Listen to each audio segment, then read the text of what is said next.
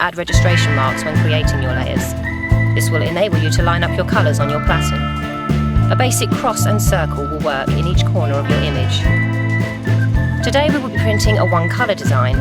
However, if you were to change this design to a two-colour, for example, with Wicked Printing Stuff being one colour and our website another colour, you need to create two layers for each colour and add your registration marks to show on each layer. Once you have created your artwork, it's now time to print them onto film positives. You can choose either ghosted vellum or clear transparencies. Intricate designs such as 4-colour process and large A3 size jobs with tight alignment will need a clear transparency film positive. Wicked Printing Stuff supply transparency film specifically for inkjet or laser printers, both A4 and A3. For most screen printing jobs, vellum paper when used correctly is good and more economical for the starter printer. If choosing vellum for one-colour prints, a laser or inkjet printer are both suitable. However, when producing a 2 or more coloured print, we recommend an inkjet printer. Most inkjet printers can print a vellum image dark enough to burn a screen. You just need to make sure you adjust the printer setup dialog to attain an adequate amount of ink laydown. Set the paper type to very absorbent, such as plain paper. We suggest you do not choose a vellum or transparency setting. If your printer has a black-only setting, select this option.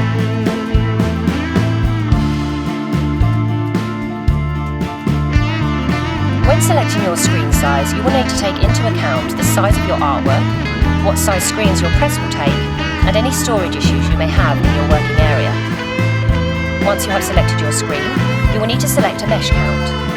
The mesh count will depend what substrate you are printing onto, what ink you are printing with, and how detailed your artwork is.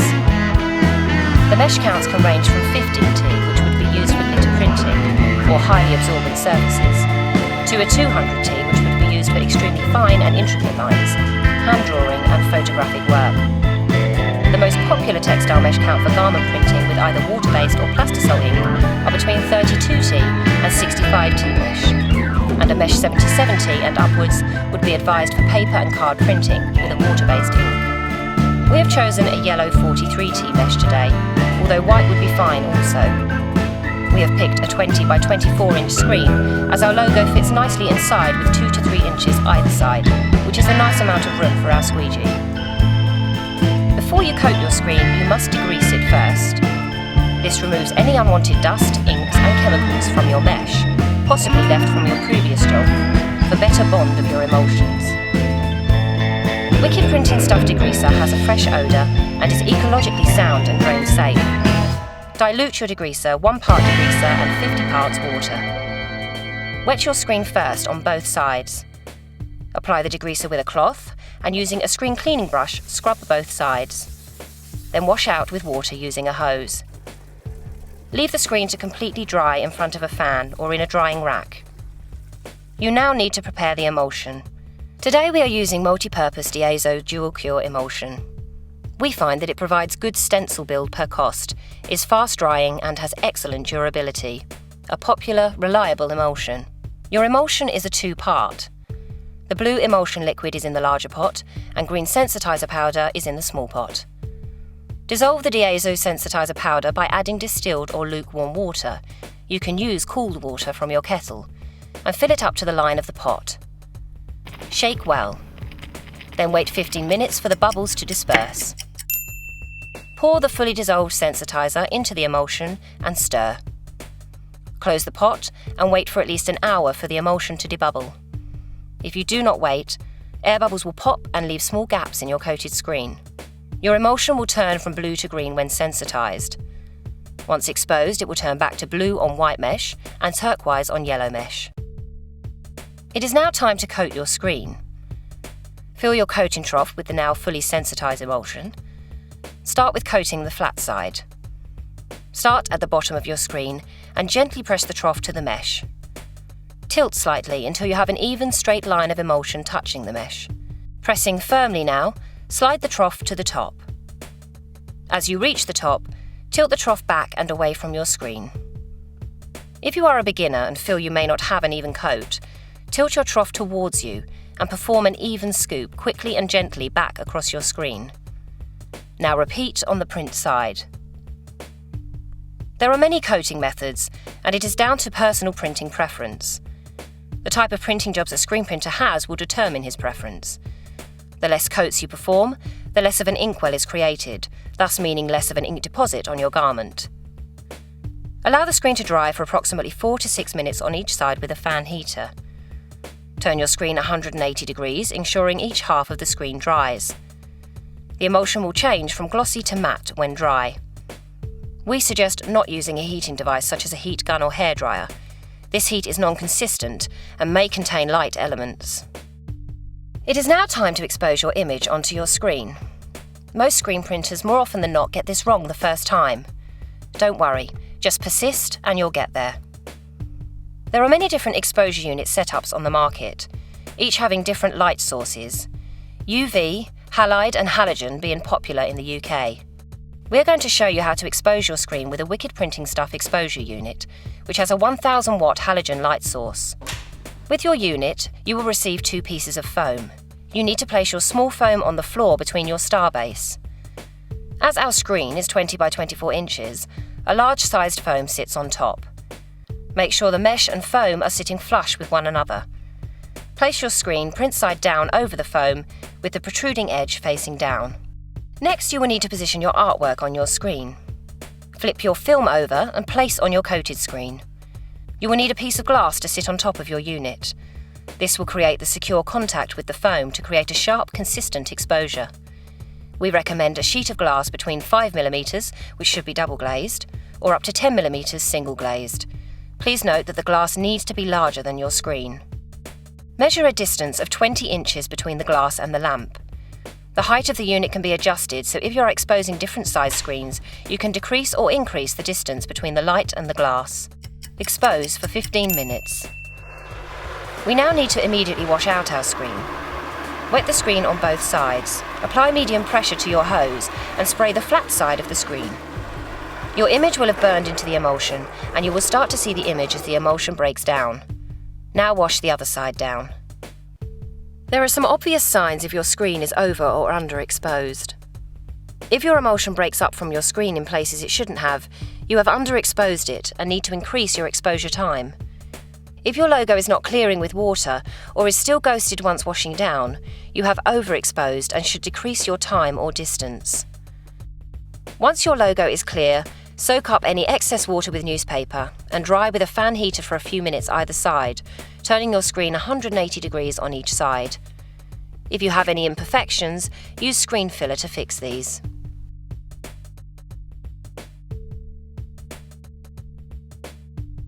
Tape around the edge of your screen. You are now ready to begin printing. Firstly, you need to set your screen up on your press. You must adjust your screen before fully tightening it into place. You need to ensure your logo is in the right place for your garment. We want our design in the centre of the t-shirt, so we place and tape our artwork onto our platen where we wish the logo to fall. Then line your logo on the screen up with the logo on your artwork. This is fairly straightforward as we are only printing one colour and do not need to be precise.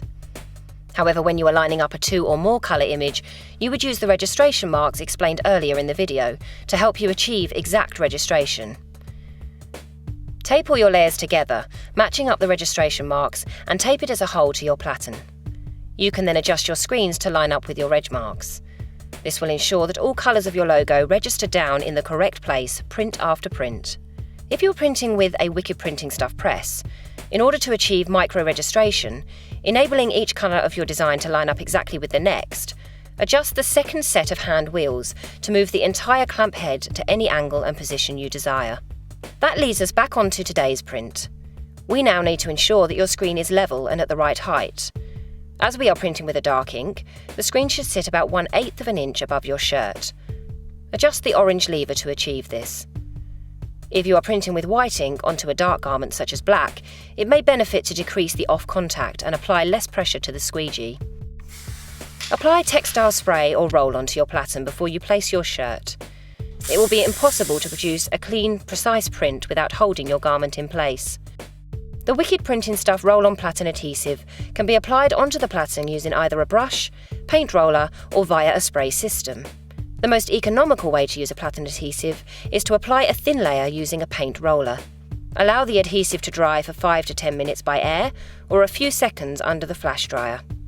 You will be able to print over 200 garments before the glue loses its adhesion. It is possible to reactivate the adhesive during your print run by spraying or wiping the platen with water and drying as before. You are now ready to print. Which ink have you chosen? Plastisol or water-based? Plastisol inks are most commonly used as they are extremely opaque and dense, and once printed leave a rather 3D rubbery feel to the print. They sit on top of the fibres in your garment. They will also need to be heat cured using a flash dryer or tunnel dryer, and will require cleaning solvents such as screen wash to remove the ink from the screen. Water-based inks dye the fibres of the fabric and are great for dark onto light printing, as the opacity of the ink will not be affected as much by the bleed of the garment. Once printed, the garment is left feeling soft, and the ink has a rather non-existent feel. As water-based inks are an air-dry ink, they do not require heat to dry, though it is recommended to fully cure the print. Water-based ink will wash off your screen with water, so no need for solvent cleaners. It is always a good idea when printing to keep certain tools such as palette knives and mixing sticks readily available. We have chosen to use Plastisol ink for our print today. As you can see, our printer is using a palette knife to transfer the ink from the pot to the screen. It is advised that you put the ink on the furthest side of the design on your screen. There are two main blades of squeegee to choose from, one being a D-cut, also known as a V-cut, and the other a square cut blade. A D-cut blade is usually reasonably soft as the blade puts down a good deposit of ink. A lot of printers use the D-cut blade, ideal for printing light onto dark, block or bold printing. The square cut blade is often used for achieving good definition and sharp lines. We can supply various different square cut blades, which range from soft, medium, hard and extra hard. Today our printer will be using a D-cut squeegee, as our design does not have any intricate detail and we want to put a nice deposit of ink. Lift your screen roughly an inch above your platen and flood your image. Lower your screen. It is advised to hold your squeegee with both hands with a medium to hard grip. Tilt your squeegee at 15 degrees away from you and draw the squeegee firmly across the screen. If preferred, you can also draw the squeegee towards you. Our printer prefers to draw the squeegee away from him as he feels it is more controlled and allows more pressure. Apply 1 or 2 coats of ink if required. Place your squeegee at the far end of your screen, resting against the head, and lift your screen to reveal your finished printed design.